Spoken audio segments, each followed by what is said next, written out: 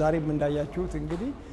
የተቋረጠ ሙሉ ለሙሉ የተቋረጠ ክፍል የለንም የሥራ ክፍል የለንም በሁሉም የአገልግሎት ክፍሎች ውስጥ በተመላላሽ ህክምና በድንገተኛ በአይሲዩዎች በሁሉም አይነት አይሲዩዎች እንደዚሁም በእናቶችና ህፃናትም ያሉት አገልግሎቶች ስራዎቹ እየተሰሩ ነው ያሉት እንደ ቀዶ ህክምና ኢመርጀንሲ ሰርጀሪዎች ሲሰሩ ነው ያሉት እንዲሁም ጧት ላይ የኢሌክቲቭ ሰርጀሪ ሰርተናል ማለት ነው አገልግሎቱ ምንም አይደለም የእናቴን ህይወት ማትረፍ የሚችለው ከፈጣሪ በታች ያው ዶክተር ነው አገልግሎቱን ለማግኘት ነው የመጣሁት ከእግዚአብሔር በታች ዶክተሮች ሐኪሞች ያው ለሰው የተሰጣቸውን ሙያቸውን ተግባራዊ ያደርጋሉ ብዬ አምናለሁ